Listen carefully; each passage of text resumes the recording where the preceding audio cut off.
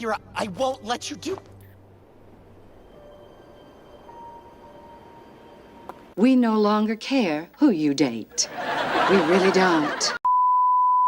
Ciao all, Thomas here. Today, we complete our journey into RWBY, Volume 3. I know it's been a minute, so I kind of left all y'all hanging, but, you know, you're fine. And most of you know what's about to happen. So, we are about to witness the fall of Beacon, also known as, like, the moment RWBY got fucking real. Also known as the one time RWBY was, like, kind of genuinely good. Everything that's happened up until this point was kind of built for this one event, where this status quo of happy-go-lucky kids learning to fight monsters at magical anime school gets blown up and everybody dies. It was built for that shock.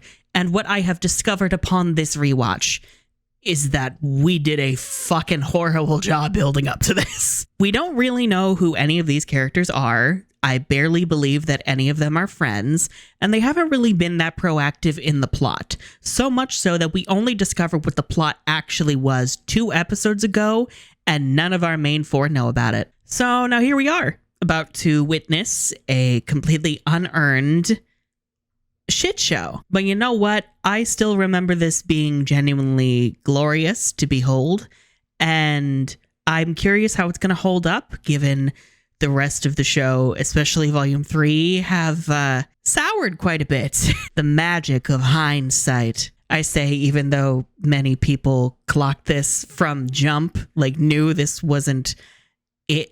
Look, I was a child. I was a dumbass, but also I was young, brain fully not formed yet, and also limited media diet compared to where I am now. So, growth, it happens. Anyway, let's watch some gingers die, shall we? The one rule of the fall of Beacon is that if you're a ginger, you're not safe. Unless your name is Adam, in which case you're probably fine. For now. I will say the title for this one being PvP, because player versus player, but also Pyrrha versus Penny, that's cute. I don't know why I also kind of associated with EMP, you know, like that electromagnetic bomb that like disables technology, because, you know, Penny is technology. And Pyrrha kind of guess I could do that with the polarity.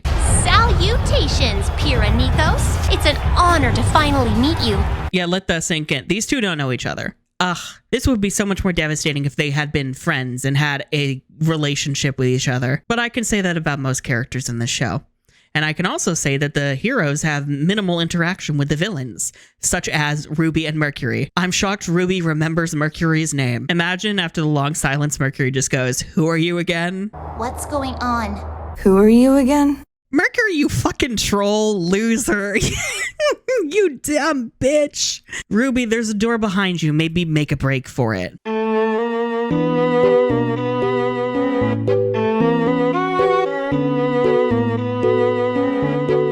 Although I guess with any opponent, especially one like Mercury, you don't want to turn your back on them. I'm still not sure what Ruby's plan even was. Like, was she going to like notify someone that she saw Emerald? Like, what was the plan here? Oh well, at least we get a glorious fight out of this.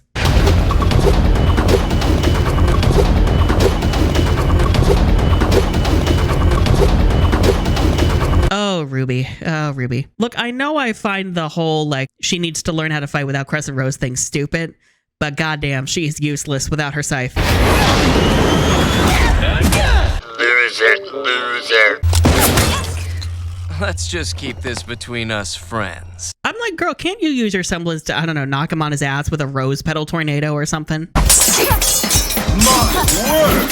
What a tremendous display by Miss Paulandina! Pyrrha and Penny are both some of the best fighters in the show, and I do love getting to see them go head to head.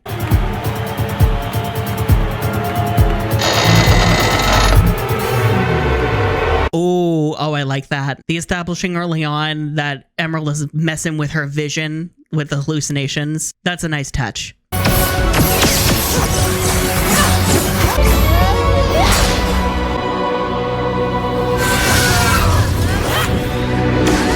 I will say the tension is kind of absent for this, not only because these two don't know each other, but like there's no real incentive to even win the tournament. This tournament is just kind of chill for the most part. Like there's no feeling for the characters that they're struggling to win it for anything.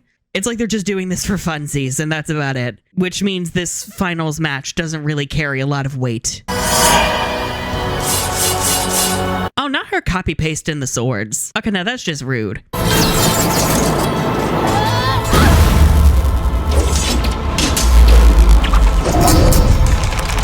Ah, here we go. F in the chat for Pyrrha's mental state and Penny's everything.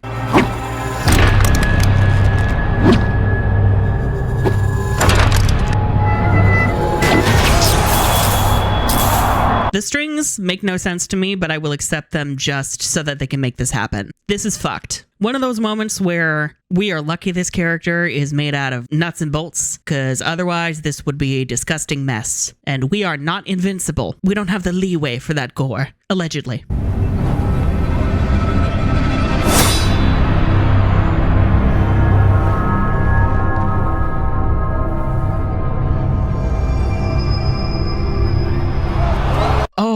Oh, the music there was really good. No!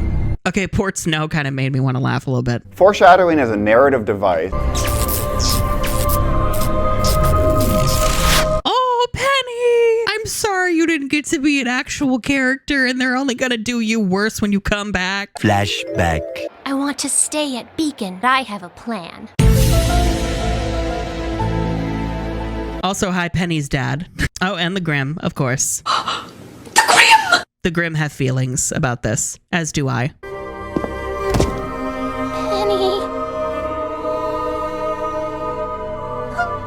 Oh, RWBY! Oh! I will say I don't feel as devastated, not because, like, if it was good, I would be sobbing like a bitch. But I'm not. And it's not because I'm familiar with this. It's because it's just, we didn't earn this.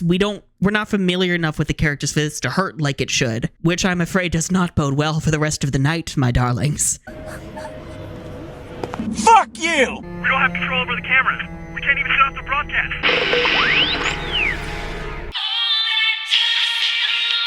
broadcast. No, Cinder's trying to pretend like she's the bad bitch. Ugh. I hate it when a bitch thinks she's bad and she's not. Oh wait, no, I guess that's the show too. Is Cinder just the show? This is what happens when you hand over your trust, your safety, your children. Won't somebody please think of the children? To men who claim to be our guardians, but are, in reality, nothing more than men. She's got a point. Feminism. Cinder said, men, am I right? I mean, the headmasters of all the schools are all men, so maybe she got a point there. What need would Atlas have for a soldier disguised as an innocent little girl? And what, I ask you, is Osmond teaching his students? First a dismemberment, now this? Yeah, like, Cinder is gesturing to all these societal problems that could be interesting, but we haven't done anything with these ideas so far. So I don't really care. Perhaps Osmond felt as though defeating Atlas in the tournament would help people forget his colossal failure to protect Vale when the Grimm invaded its streets. Flashback. Oh, hi, Blake and Weiss. I'm sorry that we don't care about you enough to have seen what you guys talked about. Okay, the shock on Weiss's face, but the anger on Blake's face. The animators are doing their all to, like, you know, add a little bit more characterization, but I'm kind of annoyed because why are they having the different reactions? Like, is Weiss in shock over, like, the death of Penny? Like, did she care a little bit more about her? Whereas Blake might know who this is. But I know that the existence of peace is fragile, and the leaders of our kingdoms conduct their business with iron gloves. You're not that bitch or nothing, but you still ate that little one. That little one thing, ate that one thing. I mean, Cinder's also not wrong. Would hit more if Atlas had actually been militarily occupying bitches, but you know. As someone who hails from Mistral, I can assure you, the situation there is equally undesirable.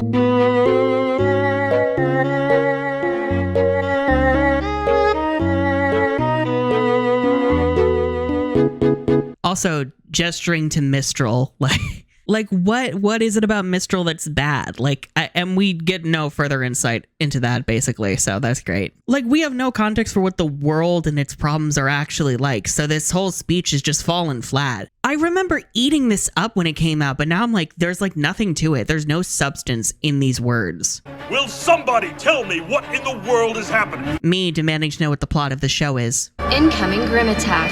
Threat level 9. Please seek shelter in a calm and orderly manner. Girl, if this is a 9, what's a 10? I guess Salem showing up. Yo, how wild would it be if in the middle of the fall of Beacon, Salem showed up on her whale to wreck Vale? Why did that rhyme? Nevermore. How did he get past the kingdom's defenses? It wasn't alone. She came to Vale, and now there's nothing left. I feel like Ren's been waiting to be able to say that line. Yeah, the whole part with the Grimm invading the city, that is eating a little bit. I do feel a little bit tense from that. I don't, they're trying to show that like the status quo is being destroyed. Everything we love is being invaded by horrifying abominations of nature. The girl, I can explain. You brought your army to my kingdom, James. Use it. Oh yeah, the fact that Oz didn't know about Penny either, but also that doesn't matter. Oh good, the Nevermores are just making snacks out of your army. I'm so glad you brought those airships that do nothing. Blue 2, what's your status? Blue 2, come in! Not Neo murdering them all! I can't tell if that makes her an icon or if it makes Atlas a bunch of pushover losers. Both? Both. Oh, look at the textures on her parasol, man. Holy shit. Meanwhile, in Maya, it's just one big polygon. Well, it's about time. Roman, my beloved! Is it bad I'm rooting for Roman to kill them all? Because I am. Let's go! Oh, it is good to be back. It's fine. They weren't doing anything anyway. You know, he's being happy. He's living his worst dream, and I love that for him. I will enable the toxic men. I will. It's my turn. This is what gay rights look like. Bring them to their knees. Hi, Adam. I'm sad you don't have a better voice actor. We're all gonna die. How did y'all load the Grimm onto the planes? I feel like that would be quite difficult. I feel like y'all probably lost a few men trying to like bait those things onto those ships and then also piloting it without them murdering you in midair. So far not good. It's so strange. Like this is the moment where everything goes to shit and yet there's such a lack of tension. And again, it's not because I'm familiar with this. When I rewatch other shows that have these kinds of moments or that have devastating like character deaths, I still feel things. I still cry. I still have that emotional reaction. And that is because good writing ages well. If anything, it becomes more resonant the more that it sits with you and the more that you understand it. Whereas with this, it just kind of comes undone because I can see the cracks in the facade. Everything is unraveling, but like in a poorly written way. I don't really have that much connection to the characters. There's no connections between them.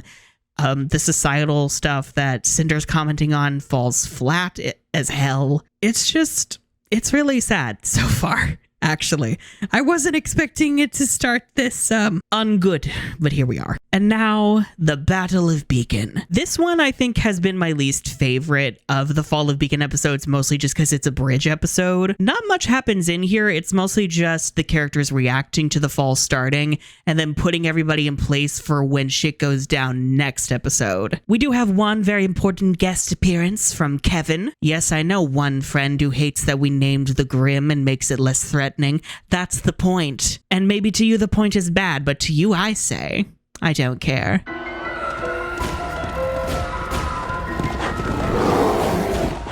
Okay, this rendition of When It Falls is gorgeous, though. I don't remember what group did this. I'll have to check the soundtrack credits when editing, unless I'm an idiot and forget. But it is gorgeous. Like, the melody of When It Falls is so good. Jeff, like, say what you want about him. He is really good with leitmotifs and melodies. And he and Alex Abraham both do a great job, I think, with the leitmotifs in the score. It's just those vocal tracks that tend to be like, you either love him or you hate him. This can't be happening.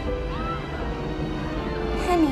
Aww, that would mean more if you actually knew who Penny was and had a friendship with her. Did RWBY even tell them that she was like a robot girl? I'm heading to the docks near the courtyard. The White Fang are releasing Grimm into the school.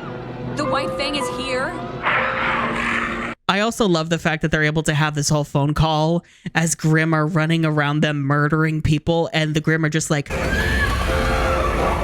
the ladies are on a call. The ladies are on a call. We can't disturb them. We can't. Blake, what are we going to do? Run away! Blake said, despite who we are, we're gonna be protagonists. To which I say, no, you won't, but you know, I guess you tried. I do like the locker thing, and it will be important in this episode. I think that's a cute little callback. And I guess it is an efficient way to get your weapon to you. So, me personally, in this world, I'd have my weapon on me 24/7. Just saying. Did my inner American just show? Oh my God.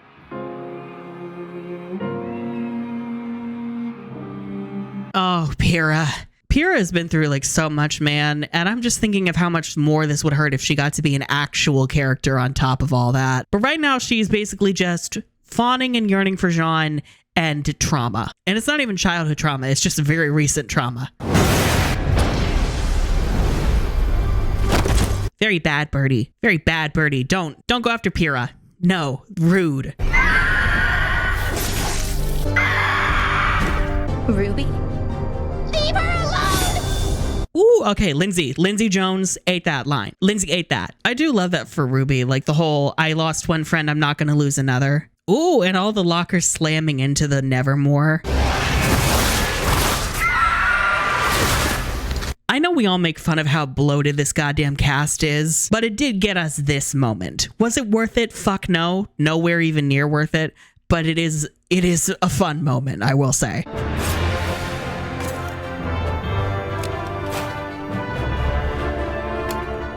Nameless extras rise.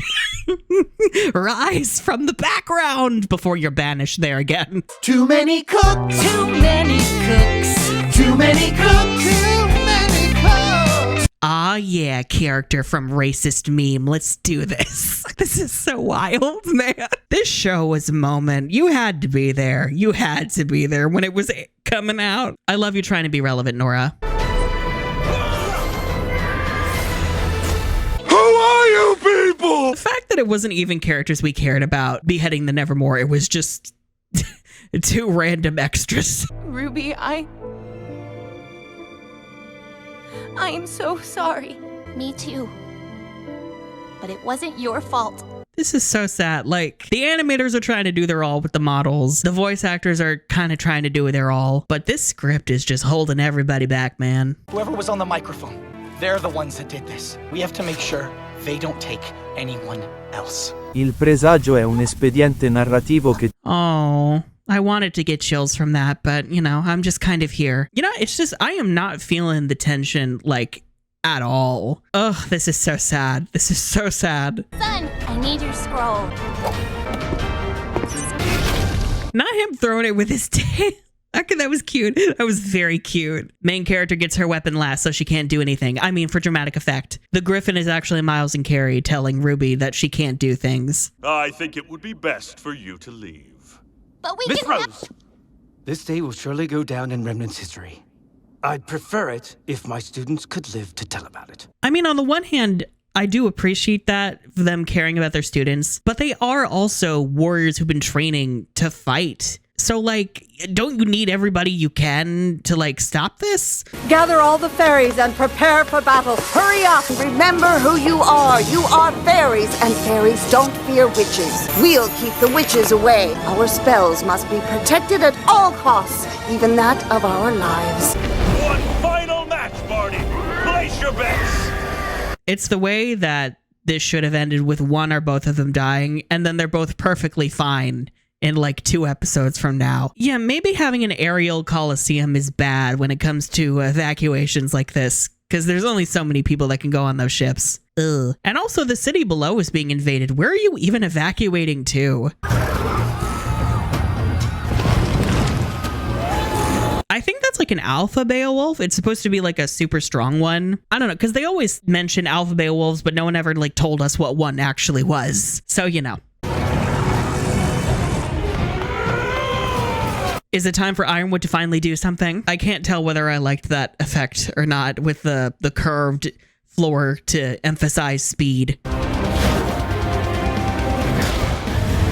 Okay, him stopping the claw, I assume with the metal arm, that was cool.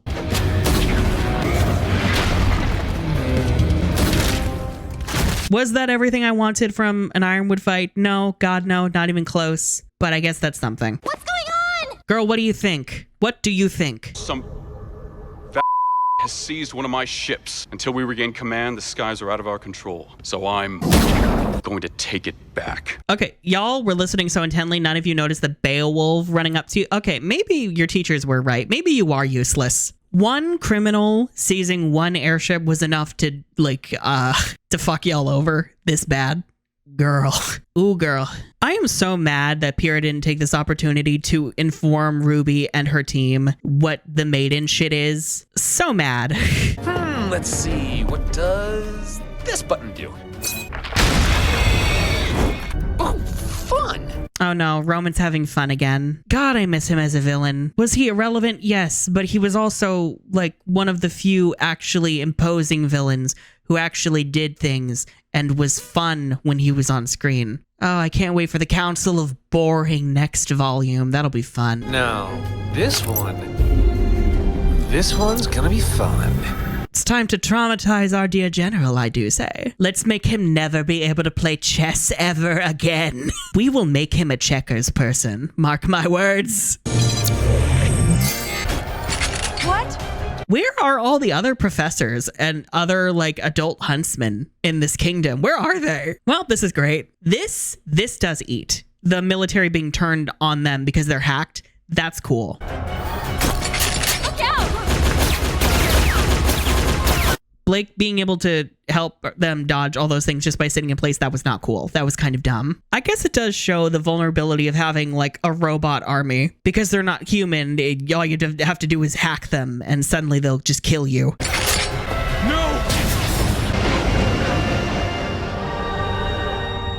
Do I look like I give a fuck? Because I don't. RWBY, what are you doing?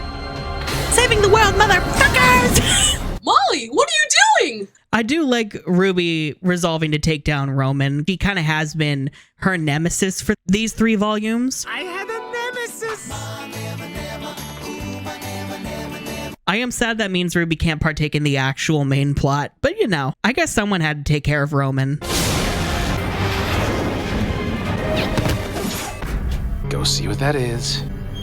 I'm so mad that Neo's hair is so beautiful and has so many cool textures, and lamenting what she will look when she returns in Maya. Ew.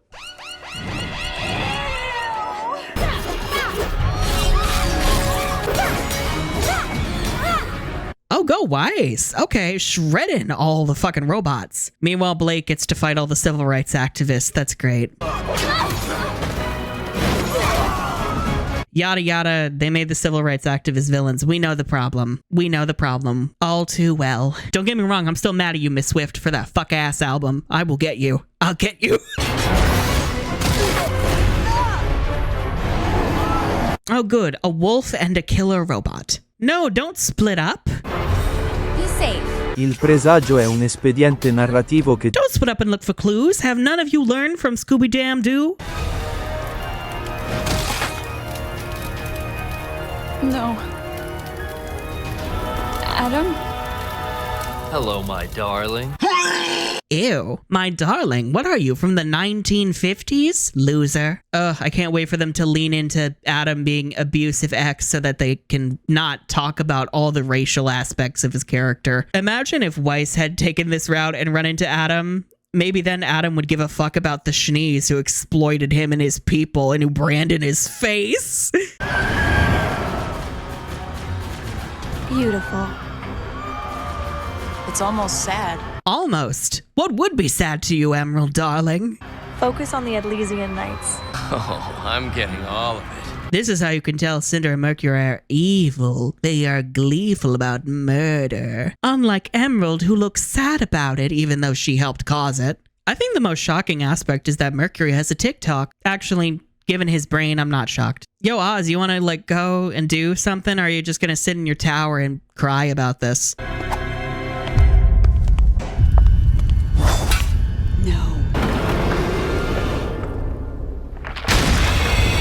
Okay, the wyvern or the dragon in the mount, I'm just gonna call it a dragon. Y'all can bitch in the comments, I don't give a fuck. The dragon, or Kevin, coming out of the mountains is kind of cool, but a couple issues. One, he doesn't do anything. Yeah, he makes more grim and destroys the tower, but he doesn't actually fight anybody. No one actually fights Kevin, which, why would you have a giant monster and then have no one fight it? Second, Why is it in a mountain? Like, what was it dormant there? Was it sealed away? Like, was the mountain a prison around it or something? Because if so, I think maybe a legend about a dragon in the mountain would have been cool.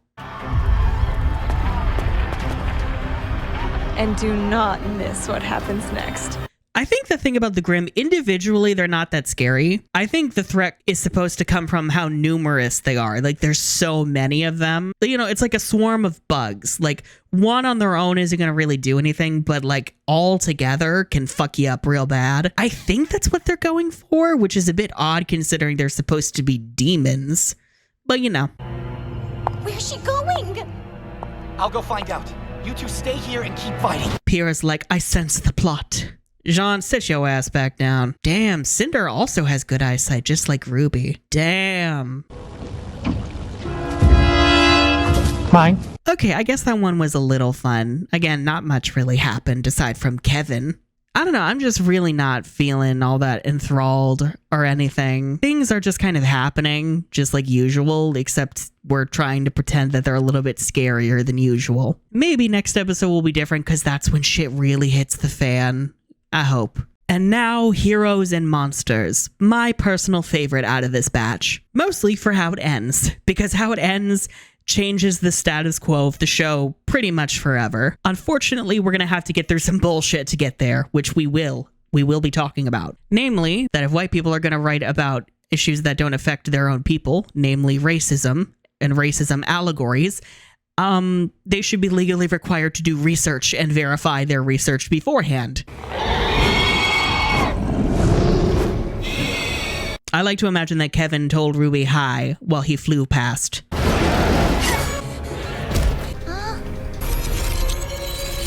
Hey, bitch! Oh, not Neo, like, filming it. Neo's a super fan, actually. Ooh, girl. Okay, changing outfits with the semblance, and it's like broken glass and pink light. Out of broken glass. What is wrong with you? That is sick as fuck. Ugh, what a way to change your wardrobe. Iconic. Running away again? Don't tell me what I am or am not doing. Is that what you've become, my love? Gag me. And stop calling me your love. That's disgusting and weird. We were destined to light the fires of revolution. Consider this the spark. It's the way that Adam is what every reactionary fuck and boomer weirdo thinks a Black Lives Matter person is. Fox News yells about Antifa, and this is what they think it is. I'm depressed.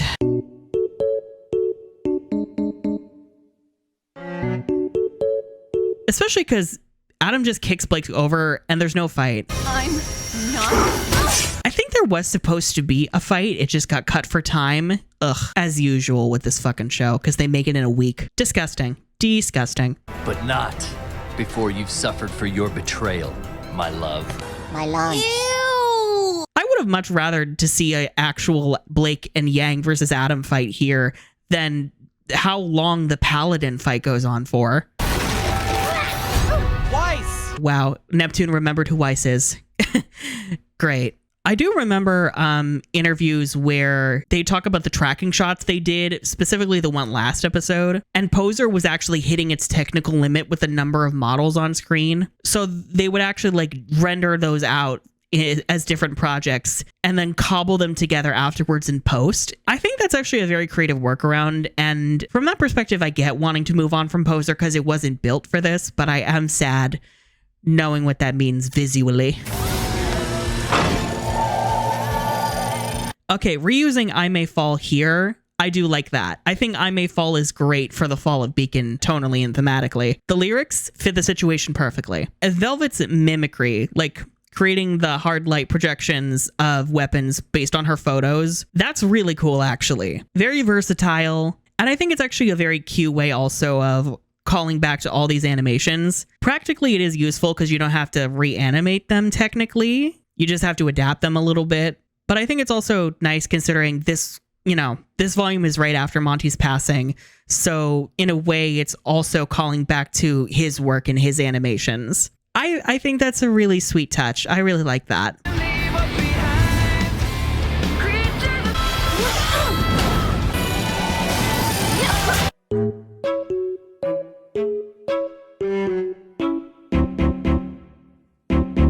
And of course, Penny's swords.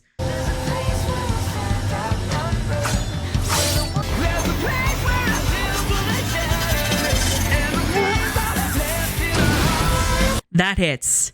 That does hit. It's like, you go, you bitch who doesn't matter. You honor Penny. Oh, Velvet, I'm sorry. I want to love you and your cute little Australian accent, but, you know, you're not really a character. I don't even know who you are. Oh, yeah, I forgot to mention, because Coco doesn't matter. I guess, yeah, Coco's also supposed to be a lesbian icon. We only know about it because of the books and also Ruby Chibi, of course. Don't you just hate it when the lesbian icon in the show not only isn't a lesbian in the show, but is also based off of a Nazi?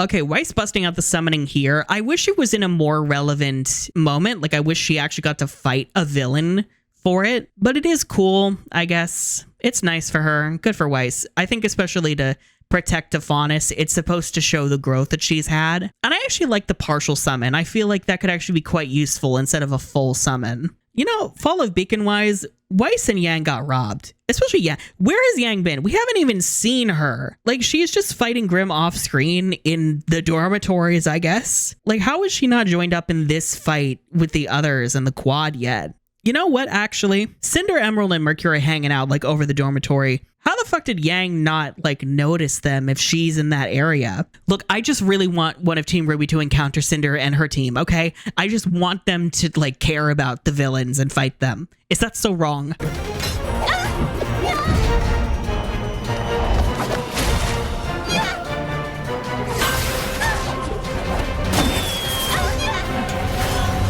Oh, not Neo bodying you. I do like this display of Roman and Neo's teamwork. I would have liked to see more of that. Like, if they care about each other, show how well they work together as a team. Of course, she has a freaking, like, stabby little needle. I'm not gonna lie, that freaks me out. The idea that she can just spear you through the chest with her parasol scares the shit out of me. Like it or not, the people that hired me are going to change the world. You can't stop them.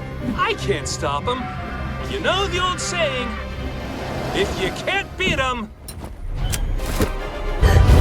I'm Mary Poppins, y'all! Not Neo flying off like Mary Poppins style. She's Mary Poppins, y'all. And she will not be seen again until Volume 6. I will say, kind of insane that people thought she actually died from that. Like, really? That's such a lame way to go. At least show her getting eaten on her descent. You got Spirit Red, but this is the real world! You want to be a hero? Then play the part and die like every other huntsman in history! Yeah, Roman's whole thing here, telling RWBY to stop believing in the good of things and that the world is a fairy tale. It's supposed to hit, and I guess I thematically see why it's here, especially for Volume 3. Like, this is the volume of, it really ain't a fairy tale, sweetie. But it's also kind of fallen flat, like most other things. Lie, steal, cheat, and survive!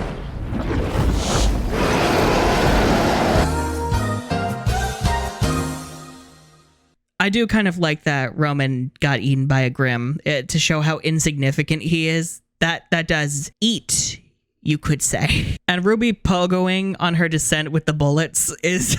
that's ultimate using the shots of your gun to propel yourself energy. I love that. Good job, RWBY. That's as relevant as you'll be tonight. Why the fuck is Card in here? The fuck? Oh, god damn it. He lived. Ugh.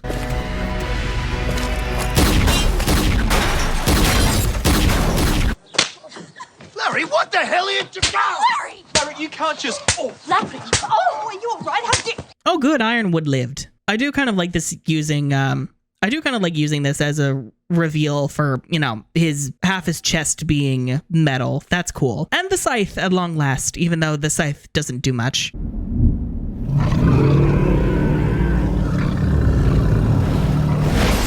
Yeah, I do kind of like that fake out where James thinks Crow is going for him, but he's actually going for the Griffin that was going for James. I feel like that is kind of a microcosm of James' paranoia, where he thinks everybody's out for him. That's cool. I just realized Crow slicked his hair back, probably to get his hair out of his eyes to help with his fighting. That's a cute touch. I like that. And that enormous Grimm seems to be fixated on the school. You mean Kevin. He has a name, thank you. I still need to get to my ship.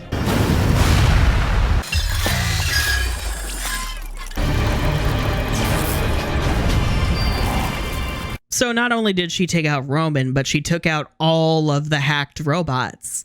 Good for RWBY. Yang, you still exist. You look for RWBY. I'll meet up with Blake. Weiss is like, I've done so little in the plot and I'm exhausted. Damn, that was the world's longest elevator ride. It's a type of vault.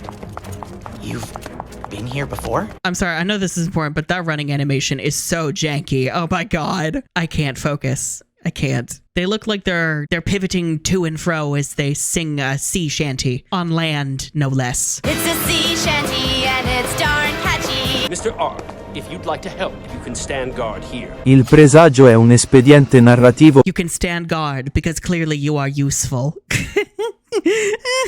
Oh god. I can't even say it with a straight face. You, Miss Nikos, have a choice to make.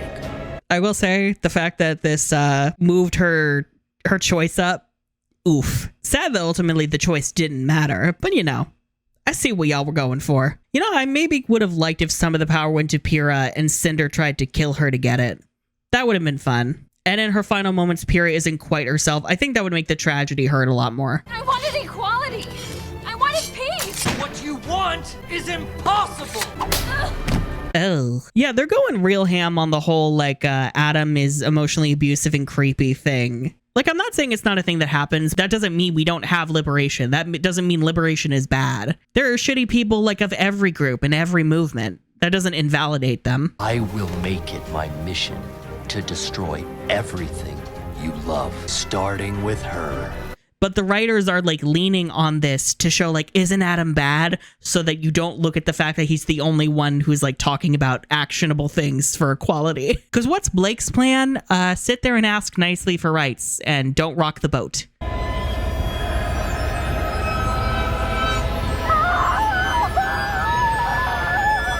Oh, okay. Pyrrha's scream there. Ooh, that hurt. That was actually really good. And here we go. This melody lives rent-free in my head still.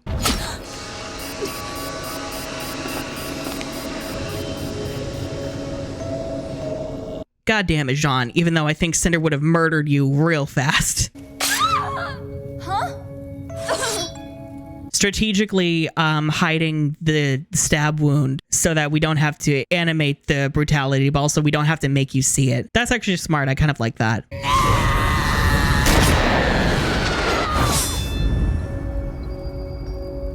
Also, the effect of everything like becoming a silhouette as Yang loses her arm, it's so beautiful and so striking, and I think helps you see what's happening, but in a less gruesome manner. I think that's her aura shining through her blood as she falls. These are all like really tasteful ways, I think, to mask the gore and brutality that's occurring. This moment I think is still good. Not great, but it's good. I kind of like the weird rings of fire going around Cinder when she gets the power. That's kind of cool. Find Glinda, Ironwood, Crow. Bring them here right away. The tower cannot fall. The tower will fall, rest assured. Cinder's like, you're not even worth my time. Get out of here, losers. Which, accurate. Why must you hurt me, Blake? Disgusting! The fact that Yang got dismembered like that, though. First a dismemberment, now this. Permanently changes the status quo of the show, changes our character, shows that our main characters may not be able to die, but they can be like severely, irreversibly hurt and injured. I do like that. You know, it keeps the stakes up, allegedly. She was right about you. Such arrogance. Look who's talking. And the mention of the she, the boss, the wicked witch. The mention of the such arrogance thing, I don't know, it made me feel like there was more to Cinder's, that Cinder might have some kind of grudge against Oz, and then she never does. So yeah, that episode was, it was fine. I think those ending few minutes, those last couple minutes really are what make this episode. And I love also the way that they're paired together, like they cut back and forth between them, because this is the moment where shit gets real and everything changes. Well, everything really changes for Yang, I would say. I think it's just knowing where this is going also really sours it. Like, well, that and also the fact that everything up until this point was kind of eh. Like, Weiss has done nothing. RWBY has done a little bit, but not much. Yang really did nothing until she lost her arm. Like, wow. And Blake didn't even get to fight Adam. She just kind of got kicked and stabbed, and that's about it. I think the biggest thing is that, like, not a lot is actually happening in these episodes. I think they're just kind of using the overwhelming amount of grim to mask that fact. And now, the finale. End of the beginning. I see what y'all did there. I will say I'm quite sad that The Fall of Beacon doesn't hold up on rewatch. And I don't have much hope for this last episode. I really don't. I mean, we'll get into the whole, like, Pyrrha thing and all the other shit. I'm just... Ugh. I'm kind of ready for this to be over, please God. You know, it's kind of sad also when knowing the whole show was built for this moment and this moment is just not holding. It's like, wow. What does that say about the rest of your show? I do kind of like starting on this ominous fight between Oz and Cinder. I think to show how powerful they both are.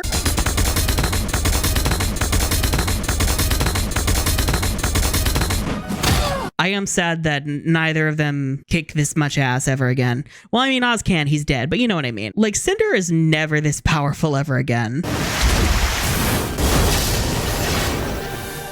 And I'm just like, okay, what can maidens do exactly? Like, how much of this is just Cinder and how much is maiden? This is a mandatory evacuation. A safe zone has been established in Vale. Remain calm and listen to Atlas personnel. Poor Tanublek lived, unfortunately. I said what I said. I don't know if y'all want this to be the moment everything changes and it gets worse. I feel like a few supporting characters dying isn't too tall of a request. Oof. Oh, I do feel for Blake though, because she blames herself. I'm sorry. I'm so sorry. I mean, Adam did kind of promise to destroy her and everything that she loved, so, I mean, you know. John and Pyrrha are still missing. That giant Grim keeps circling the school. Even the White Fang are pulling out. We all have to go, now. You know it's bad when Sun is the voice of reason. Although, again, it makes me wish that these characters were all actually friends so this moment would hit more. Like, if we saw them all hanging out and forming bonds with each other up until this point, I'd feel a lot more. Blake hasn't even spoken to RWBY or Weiss, like, at all. I'll find them and I'll bring them back. No. We will find them. Period! Aw, I wish RWBY and Weiss did something. I am still so bitter that they didn't get to encounter Cinder or fight her at all. Ugh. I think it would have been cool if Winter came back and had to, like, save Weiss or something during all this. You know, have there be a reason she showed up earlier in the volume. I remember thinking when I was younger how fucked up it would be if Adam tried to kill Weiss and Winter, like, sacrificed herself to save her. What was all of that? But Ozpin. Yeah, at this moment, it's kind of unclear what Cinder's goal even is. Like, Oz is dead, she's got the power, what else could she want? And keep in mind, the relics don't exist yet. The writers don't know what those are. We don't, they don't either. Pyrrha, I won't let you do... We no longer care who you date. We really don't. I really don't care about the kiss, I'm so sorry. Sending Jean away in the locker, that's... I'm sorry. Hey! Thank God. That hurts, that does. But again, it's like, I just don't care that much because Pyrrha hasn't been allowed to be her own character up until this point. So she's just kind of this empty vessel for the plot. And like, also, why is she doing more as a main character than RWBY has been able to? I almost wonder if the writers thought this would be more subversive and interesting. Like if they had someone who wasn't the main character doing all this important shit. But it's really not, because it's just kind of confusing and annoying because your main character doesn't matter. She's going after that woman at the top of the tower. She doesn't stand a chance. That woman, because we don't know who Cinder is. Jean, shut up. The way Kevin yells menacingly, but RWBY and Weiss don't get to actually fight him. Wow. You know, for a final battle where everything is ending, there's a surprising lack of fights. I have a plan. You always do. I have a plan! And then they just fight off screen for a few minutes until Weiss comes up with something off the cuff. Sure, Jan, you have a plan. Okay. Jan with no plan. This is your home now.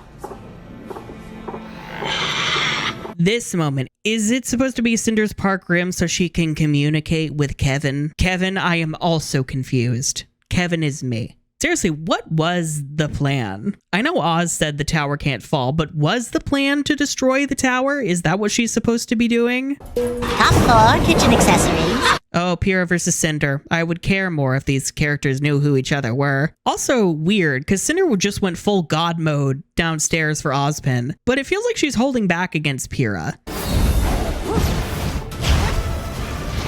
I don't know if that's supposed to be her being tired, because there's no indication that that's what it is. Especially because you're trying to make her magic, or whatever it is, seem all-powerful compared to semblances. But I feel like having it be limited in the same way semblances are by exhaustion and fatigue kind of undercuts that.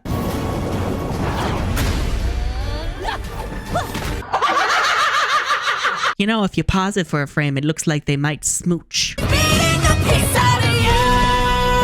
Oh my god, enemies to lovers sapphic edition. Doomed lovers. Don't you just hate it when your lover brutally murders you? It's the worst. It's the worst.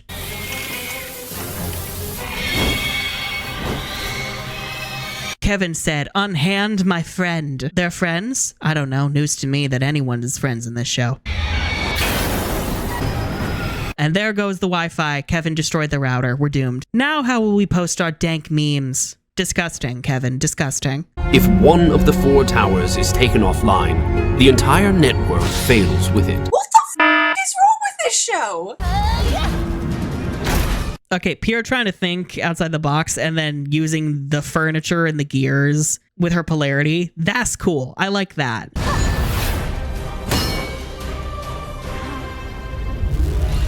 Like, there are glimmers of interesting strategies and ways to fight. I think the core issue of it is I just don't care about these characters. And it's not Monty doing the fight, so the spectacle isn't on par with how it's been in the past. So I think, like, on both fronts, I'm just not that invested. We've gotta hurry! Flashback. I have a plan. So that was a fucking lie. You can do this. This as a callback attempt to the initiation, I think that's cute. I'm just bitter knowing Weiss doesn't matter and RWBY is going to be utterly useless.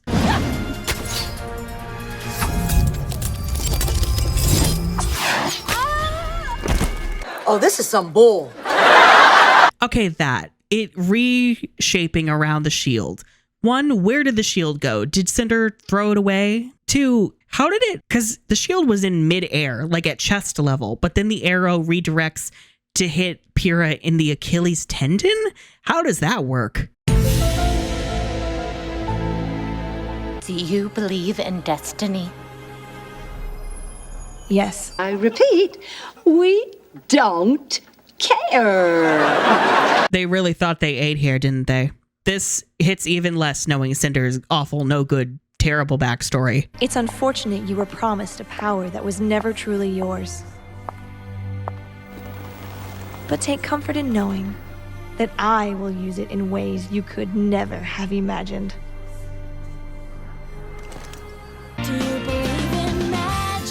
I want to feel devastated, and yet here I am, just going, oh, Pyrrha passed away?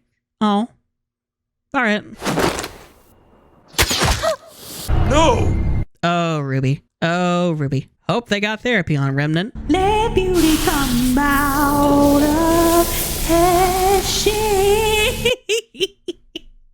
She's been incinerated. I'm not even doing this to cope with the pain. I'm just doing this because I don't care.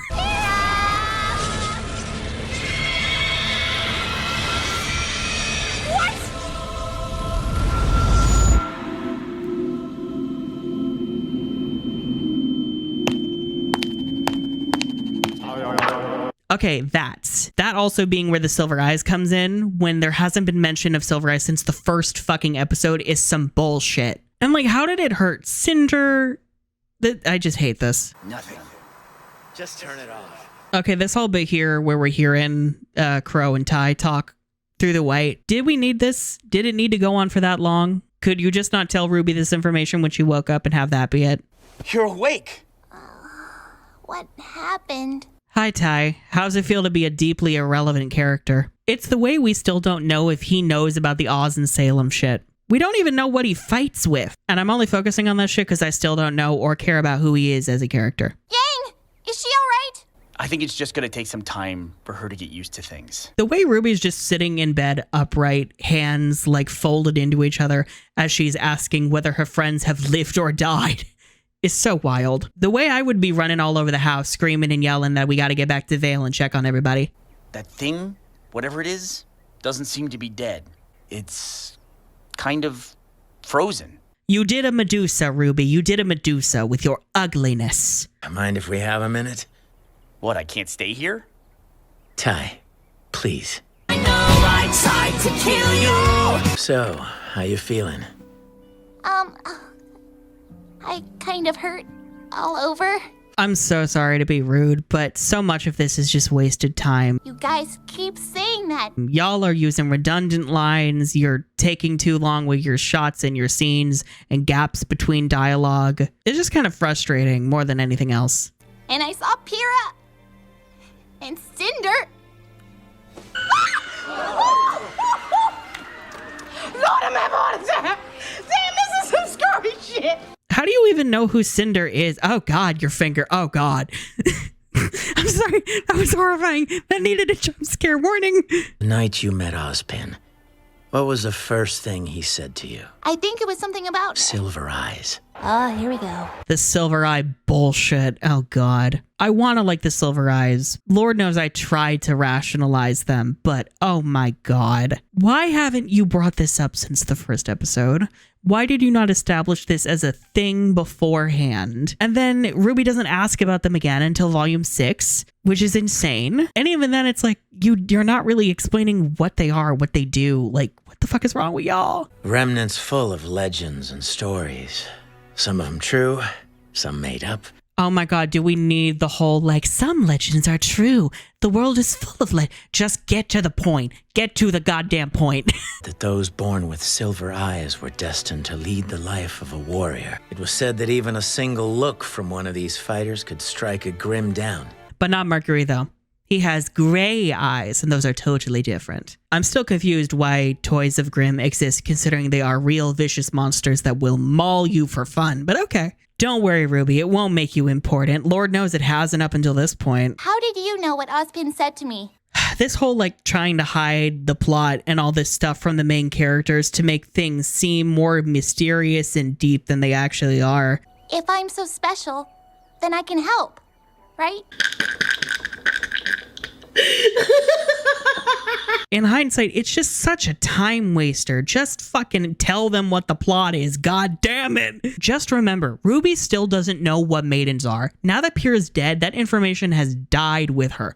RWBY doesn't know. The rest of her team doesn't know. Team Juniper doesn't know. I'm sorry, Team Junior. I'm gonna fucking self-defenestrate. Our enemy's trail leads all the way to Haven.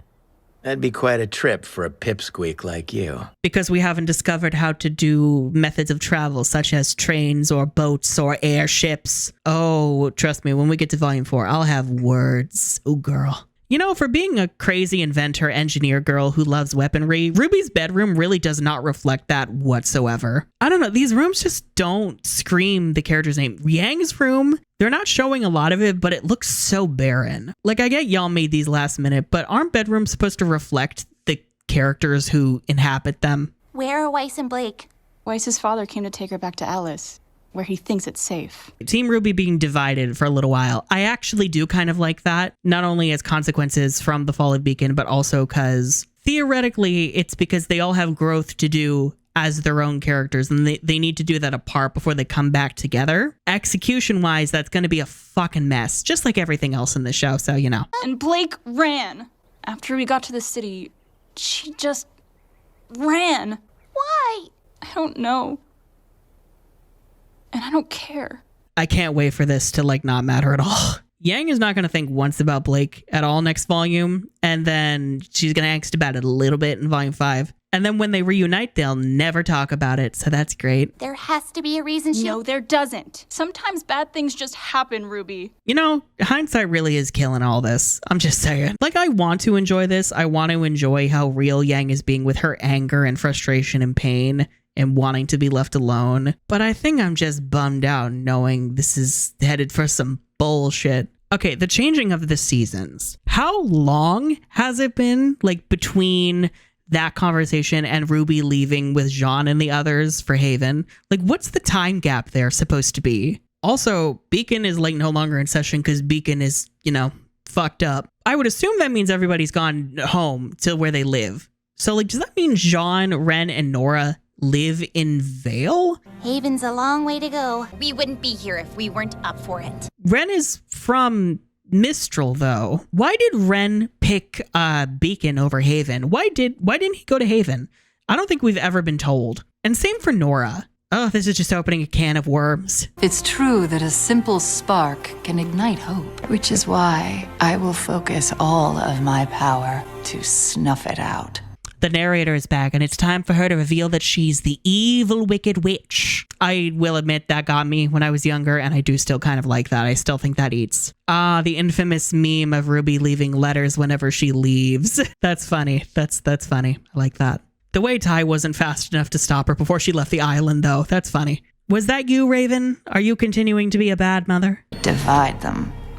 Place doubt into their minds, and any semblance of power they once had will wash away. Oh no, her father is 2D. I do like this glimpse of how Vale and Beacon are doing, like being really shitty and in ruins. I wish we got to see more of like mainland Vale through Yang's perspective next volume. That feels like a waste that we didn't. So you send your guardians, your huntsmen and huntresses. The transition of the grave into Salem's land of eternal torment. That's cool. Like that. Yeah, this whole speech to reveal Salem as the big bad is cool, I guess, but she's not really saying much.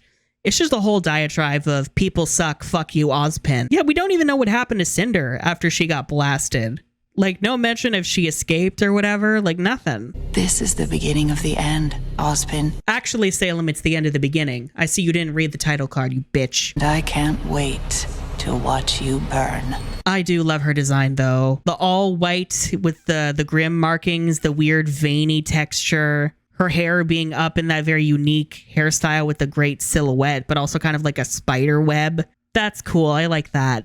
But the fact that you have to sit through the credits until the very last voice to see that her name is Salem, whoever decided that, axe to the face. And then post-credit scene that Crow is a bird. Okay, cool, whatever. I don't care. I'm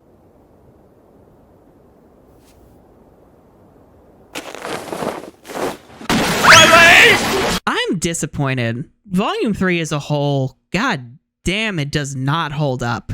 It's so weird. This is usually hailed as the best of the volumes, but it's really not. Less happens here than volumes 1 and 2. It just feels so barren, especially in the first half.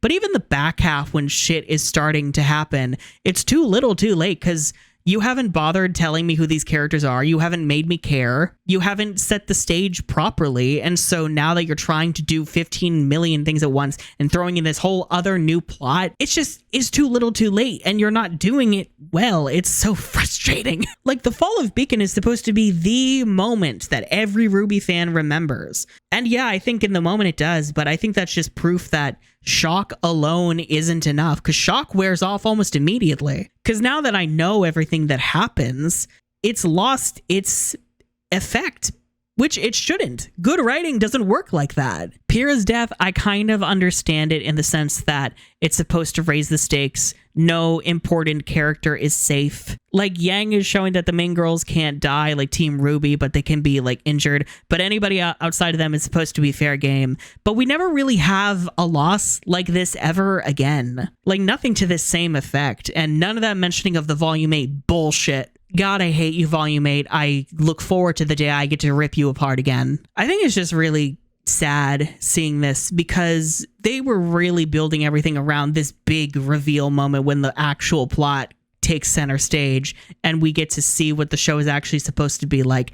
And it's just not that impressive. And now we're going to enter this era of the show that people don't like as much. Like, people really miss the Beacon era. They like when the show was more silly and more itself. Volume 2 really was just definitive RWBY, whereas this feels like it's trying to transition us into something more, and it's just failing at it. I will say I am looking forward to Volume 4. I feel like Volume 4 actually does hold up a lot better than people give it credit for. I feel like thematically 4 is the most cohesive of the volumes. The main issues I think with 4 is just the character balancing, the animation, you know, all that shit. But Lord, I will take it after whatever the fuck this was. I feel so mean because, like, we all loved the fall of Beacon. I think a lot of people still do, but, like, god damn, that was disappointing. That was really disappointing. I will say having this song Cold for Monty in the credits, that's really beautiful. I do love that. You know, part of me wonders if it was the right call to keep RWBY going after Monty passed away. I'm really not sure. I want to believe that they did care and they wanted to do right by Monty. I just also think that none of them knew what the fuck they were doing, and Rooster Teeth, the company, did not give a single fuck. And, you know, that's kind of the messiness of real life and art under capitalism. You know, it's got to be for the profit. It's more now than just the creator. The whole thing is just sad. I feel like I'm in mourning. Oh my god. I'm gonna stop this before I get more sad. Have a good night, y'all. I hope y'all enjoyed this. I hope y'all enjoyed my commentary more than I enjoyed the actual Volume 3. Good lord.